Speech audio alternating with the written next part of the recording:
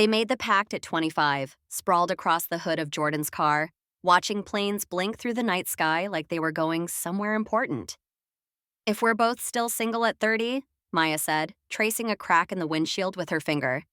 We get married, no drama, no wondering. Jordan laughed. A practical marriage. I love it.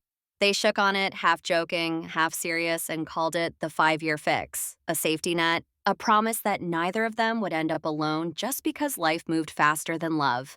They didn't tell anyone. It felt too fragile, like saying it out loud would break the spell. 5 years passed the way they always do, quietly, then all at once. They stayed best friends through everything. Through Jordan's short-lived relationship with a woman who hated his laugh. Through Maya's engagement that ended 2 months before the wedding, leaving her with a ring she kept in a drawer and a smile that learned how to lie. They were constants in each other's lives. Sunday coffee, midnight texts, inside jokes no one else understood.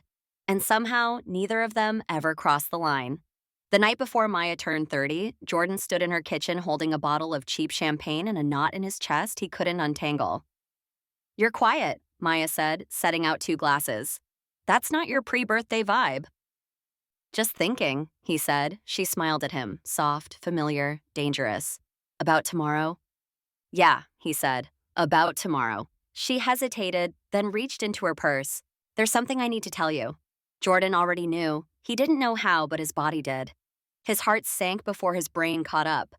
He proposed, Maya said, pulling out a ring box. Her hands were shaking. Tonight, Ethan, it was real, not flashy, just honest. The room felt smaller, like the walls were listening. Jordan swallowed. That's amazing. I haven't said yes yet, she said quickly. I told him I needed the night. Jordan laughed, but it came out wrong. Of course you did. Big decision. She watched him carefully. You remember the pact, right? He nodded. Hard to forget. We said if we were single at 30, she continued.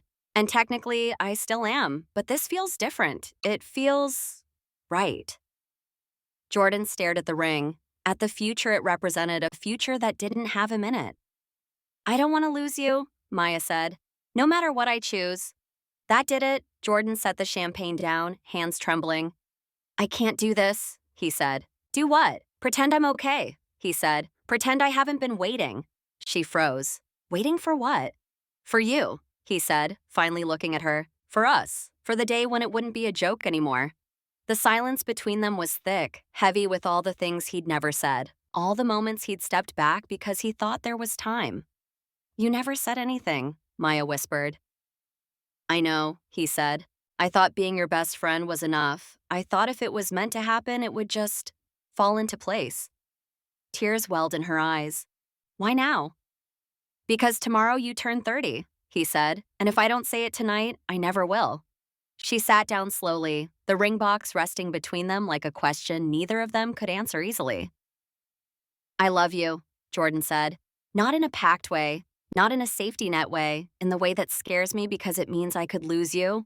Maya pressed her hands to her mouth, shaking her head. I wish you'd told me sooner. So do I, he said, but wishing doesn't change anything. They sat there for a long time. No music, no phones, just the sound of 2 lives at a crossroads. Finally, Maya spoke. I need to be honest, she said. What Ethan offered me is certainty. He chose me, out loud, on purpose. Jordan nodded. I get that. But what you're offering, she continued, is truth, and it's messy, and it's late. She looked at him, eyes searching. Are you ready to choose me the way he did? Not as a fallback, not as a fix. Jordan didn't hesitate. Yes. The clock on the stove ticked closer to midnight. Maya closed the ring box. I don't know what tomorrow looks like, she said, but I know I don't want to start 30 wondering, what if? Jordan's breath caught. She stood, stepped closer and wrapped her arms around him, not as a promise, not as a decision, but as something real. Happy almost birthday to me, she whispered. Outside, fireworks from some distant celebration cracked the sky. Midnight came and went, and for the first time in 5 years, the pact no longer mattered. Only the choice did.